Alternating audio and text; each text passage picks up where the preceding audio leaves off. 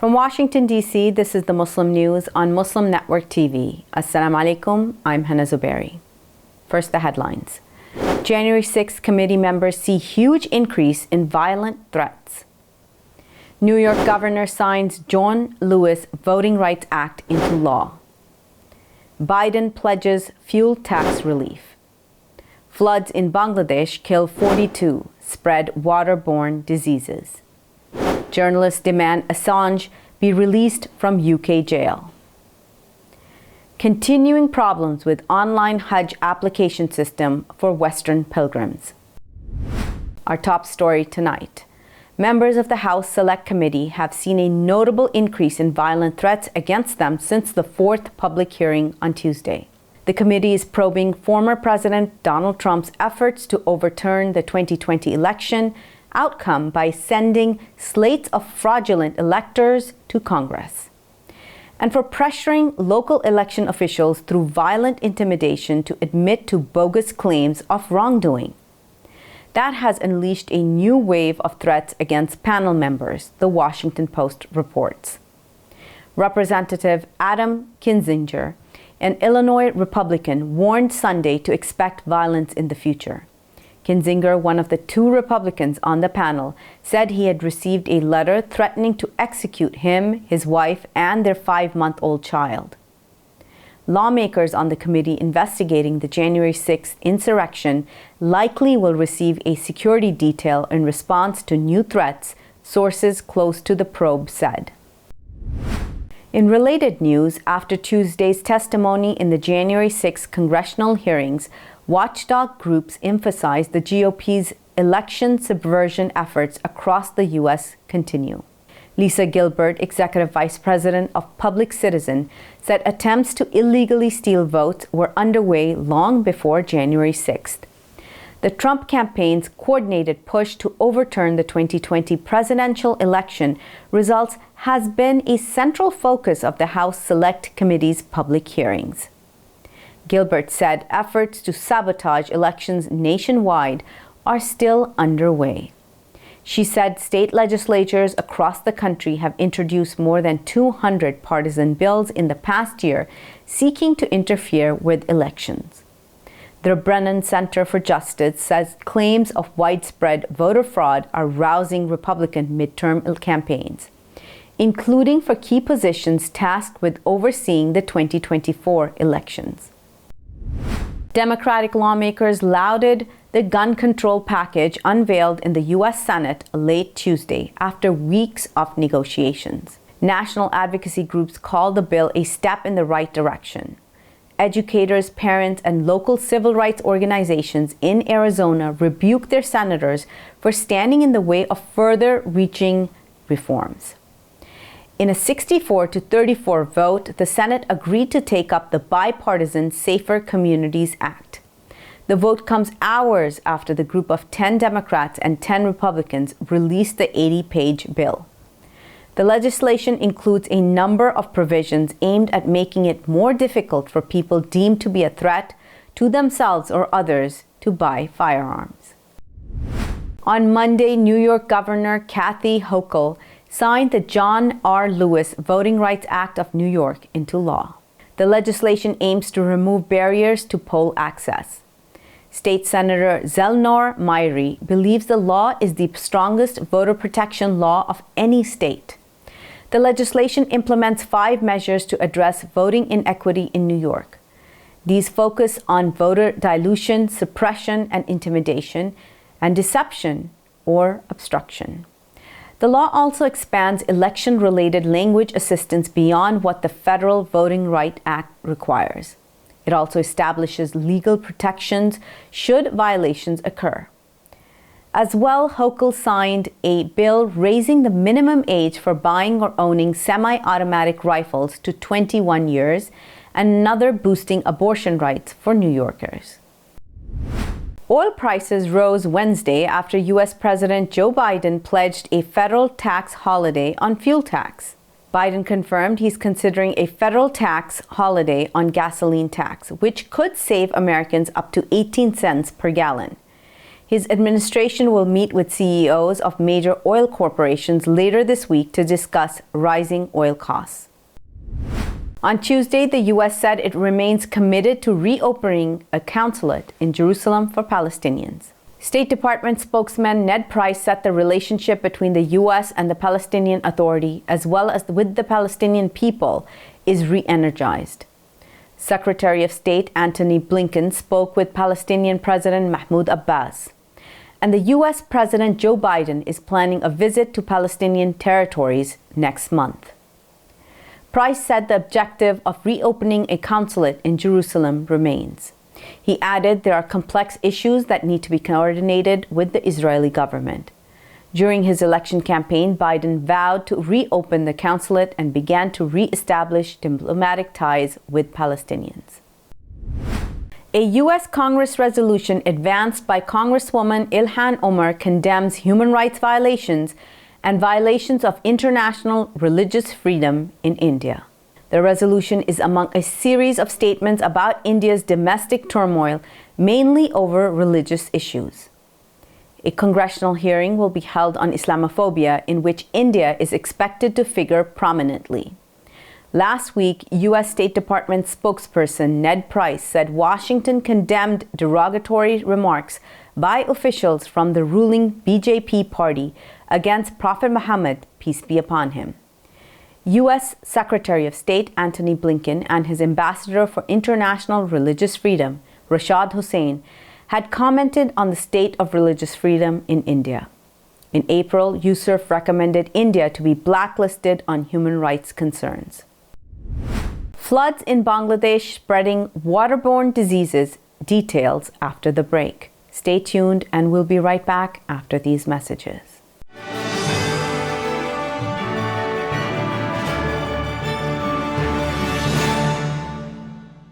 If I could be you, and you could be me for just 1 hour. If we could find a way to get inside each other's minds. Walk a mile in my shoes. Walk a mile in my shoes. Well, before you abuse, criticize, and accuse. Walk a mile in my shoes. There are 16 million children struggling with hunger in America. That's 1 in 5 daughters, sons, neighbors, and classmates who don't know where their next meal is coming from. Yet billions of pounds of good food go to waste every year. It's time we do something about it.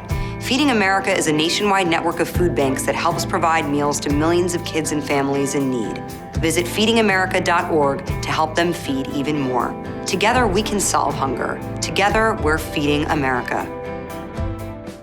Mr. Speaker, if I decide to wear a turban, or you decide to wear a cross, or he decides to wear a kippah or a skull cap, or she decides to wear a hijab or a burqa, does that mean that it is open season for right honourable members of this House to make derogatory and divisive remarks about our appearance?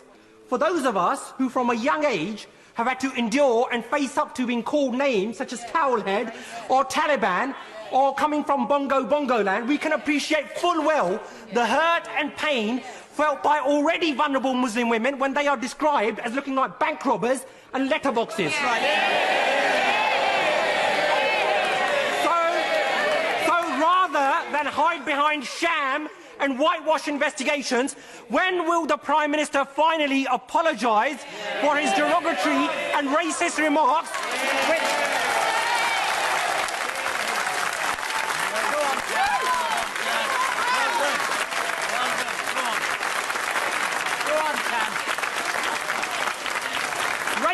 Racist remarks, Mr. Speaker, which have led to a spike in hate crime. And given the increasing prevalence of such incidents within his party, when will the Prime Minister finally order an inquiry into Islamophobia within the Conservative Party, something which he and his Chancellor promised on national television?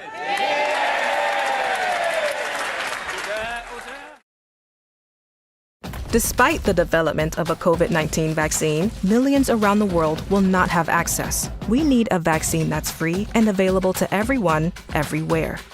It's time for a people's vaccine. Assalamu alaikum! your eyes. Assalamu alaikum everyone, it's your brother Zain Bika from South Africa. One of the first educational programs ever produced for Muslim children was the ever popular Adam's World series. The colorful and comical Muslim puppets stole the heart of a generation.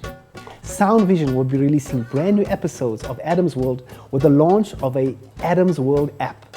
Subscribers will enjoy new Adam's World episodes as they are released, as well as all the classic episodes of Adam's World. So visit adamsworldapp.com now to learn more, subscribe and enjoy new adventures of Adam and his friends.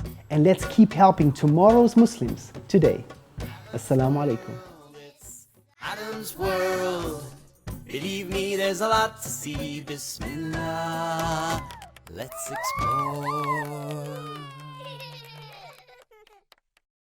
To stop this genocide, we need your help.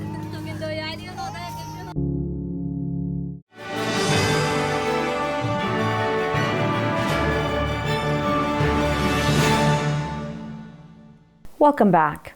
Floods caused by heavy rains in Bangladesh have killed at least 42 people and spread waterborne diseases. Calls are mounting for food and potable water.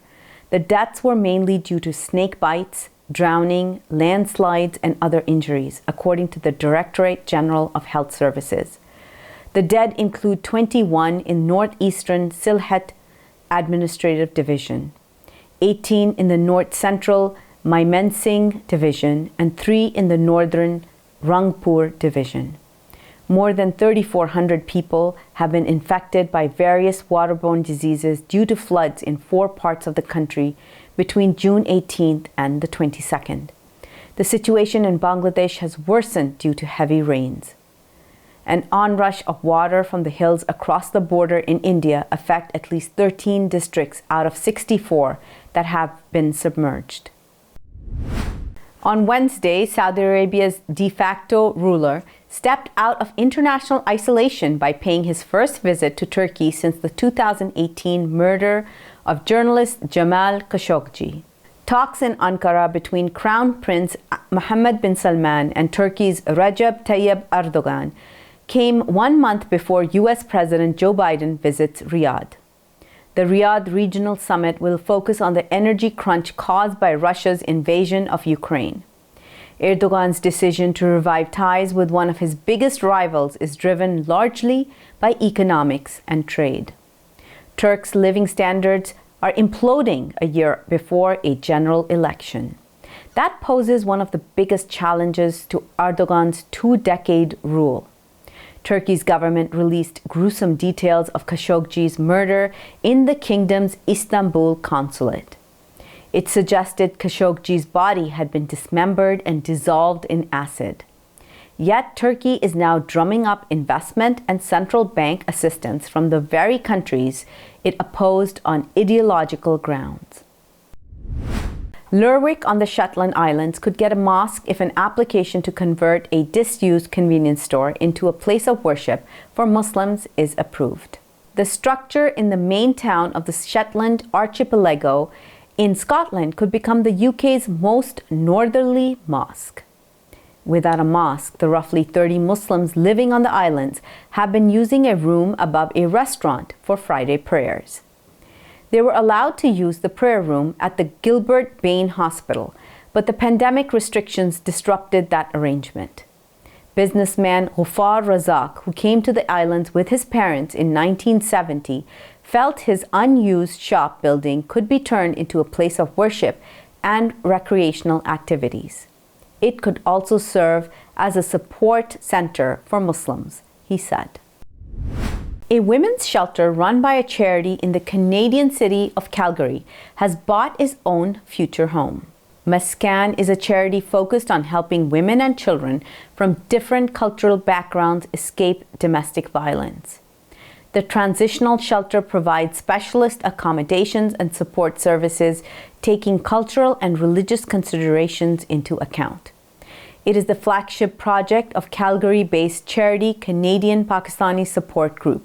The organization also helps refugees with settlement and crisis support, offering activities and programs for youth and other community-focused projects. Mosque operated out of a rented accommodation before purchasing its own home in a neighborhood on the city's northwest side. It has moved twice in the past couple of years, having to temporarily shut down both times. International aid workers are issuing desperate pleas for help amid severe climate-driven drought, coupled with critically depleted global food supplies. Russia's invasion of Ukraine is fueling a slide into catastrophic famine in Somalia that could claim the lives of hundreds of thousands of children by summer's end. About 1.5 million children below the age of 5 are malnourished. Of those, 356,000 may not survive through the end of September, according to Adam Abdelmoula, United Nations Humanitarian Coordinator for Somalia. The African nation has suffered an unprecedented 4 consecutive failed rainy seasons. Acute malnutrition is expected to increase, and some 7.1 million Somalis are in need of food assistance. On Wednesday, an international coalition of journalists, editors, and publishers demanded WikiLeaks founder Julian Assange be immediately released from a UK jail. They urged all charges against Assange be dropped. 15 representatives of journalists and publishers unions and groups from 6 countries gathered in Geneva calling for freeing Assange. Petitioners also called on Swiss authorities who have protected Assange to facilitate his release by offering him a safe haven from further prosecution in Switzerland. The call came after the British government last week approved Assange's extradition to the United States. Assange has said he will appeal against the decision. Problems continue with the Saudi Arabia-backed website for Hajj pilgrims, the Mutawif. The country organized a random drawing for Muslims from Europe, Australia, and the Americas to attend Hajj this year, which begins July 7th. Earlier this month, the Saudi government made a surprise announcement to sideline traditional travel agencies in Western countries in favor of using the Mutawif platform. But the decision has been mired in controversy, as the site has been linked to India's BJP leader, Narendra Modi, according to Middle East Eye. Applicants have also complained about difficulties with the booking process. That includes not being able to be informed of the status of their application days after the deadline, payments failing, and bookings being cancelled after payments had been made. Tour packages and prices have also been changed from what were advertised, and there's no system for complaints or accountability, according to the report. Coming up next after the break is our in-depth analysis segment, so stay tuned and we'll be right back after these messages.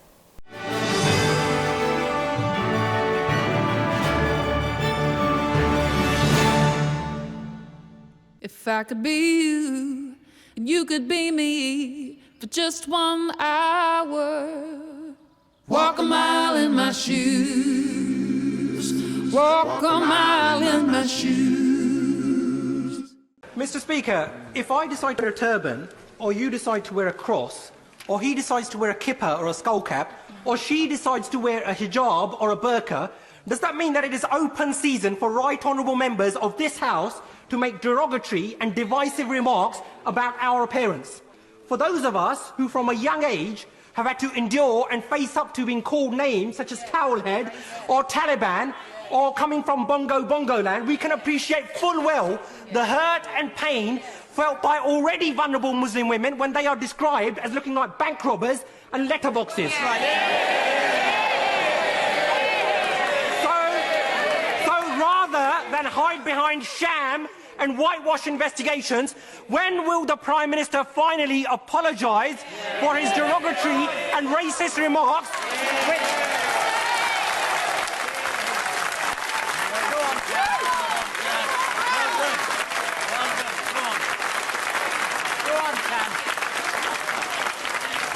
racist remarks, Mr. Speaker, which have led to a spike in hate crime. And given the increasing prevalence of such incidents within his party, when will the Prime Minister finally order an inquiry into Islamophobia within the Conservative Party, something which he and his Chancellor promised on national television?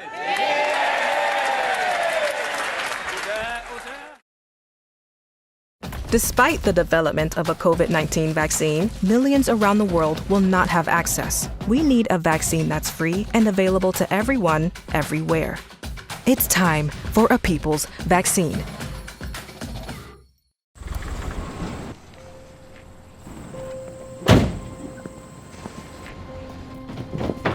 Dad, they took over my bedroom. Come on, come on. Okay, Dad. 1, 2, 3. Dad!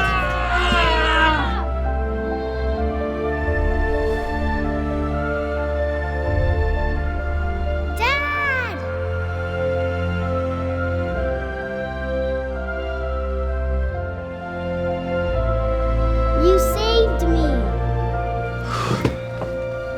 Dad? Are you okay?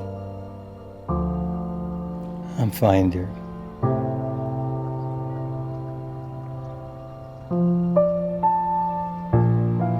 Your hero needs you now, and AARP is here to help. Find the care guides you need at aarp.org/caregiving. We are Justice for All. Headquartered in the heart of downtown Chicago, Justice for All is a global humanitarian initiative dedicated to raising awareness for human rights concerns impacting vulnerable minority groups. Our diverse team of staff and volunteers, led by Imam Malik Mujahid, work tirelessly to help Justice for All achieve their goals.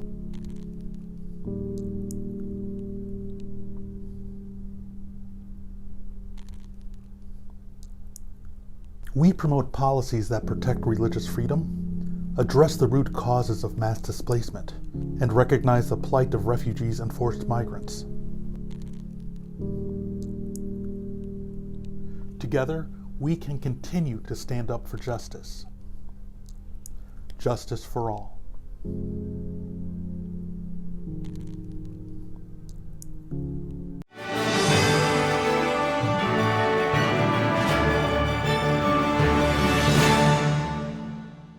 Welcome back. To discuss the shortage and hike in oil prices in the US, let's go to Imam Abdul Malik Mujahid. Over to you, Imam Mujahid.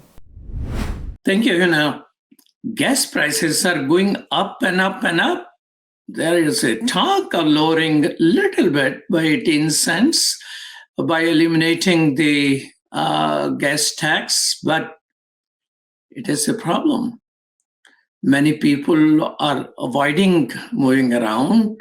Some people are facing difficulties getting to their jobs and fighting with employers to work from home, among many other reasons. But at the same time, some countries are facing bankruptcy. Riots are taking place because of the gas prices. But here there is a person. He says that there is an oil glut. There is no reason to raise gas prices as they're being raised. So with us is Egberto Willies. Welcome to Muslim Network TV.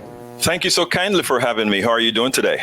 I'm doing fine. Tell me, if there is, why you think there is no problem? Well, let me first say that our entire oil industry is one of the largest frauds on the market. There has never been an oil shortage ever. Venezuela is sitting on the largest pool of oil. Yes, some of it is sour oil. We have countries like the United States producing more oil than ever. We have Saudi Arabia, who simply needs to turn on the spigot or not. We have Russia, who, in as much as it finds itself in a war right now in Ukraine, is still putting out at least as much oil as it did pre-pandemic. And that oil is being bought up by China, India, and several other countries. So the fact that we would believe that the price of a barrel of oil should be at the prices that they are today is a fiction. What we have is a cartel, a fraudulent cartel that is, and it's not just America, it is a worldwide oil cartel that is simply taking the monies away from the middle class and the poor because they can.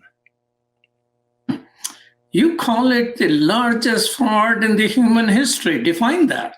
Well, the reason you have to call it the largest fraud in human history is because we all, from the poorest country in the world to the richest country in the world, is completely and entirely dependent on petroleum, not only for transportation, for heating, for pharmaceuticals, you name it. We have a petroleum-based economy, and those who control the petroleum, the distribution of petroleum, a fossil fuel that wasn't placed there by those who exploit it, that was given to the humanity by eternity, if you will.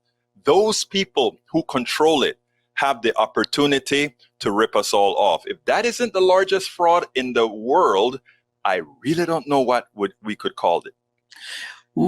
So who are the collaborators? Why government are not standing up who do not have gas? You asked the very and most intelligent question, sir.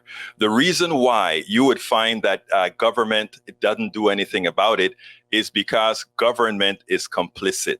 Of course, if you have the money to pay off the different politicians, especially politicians in the United States, UK, and some of the other quote unquote first world nations, then of course you have the money in the bag. That is one of the reasons why activists have such a hard time getting change made. That is why they run the risk of burning up the planet without even having to consider repercussions. But again, you're correct. Governments are not doing their job.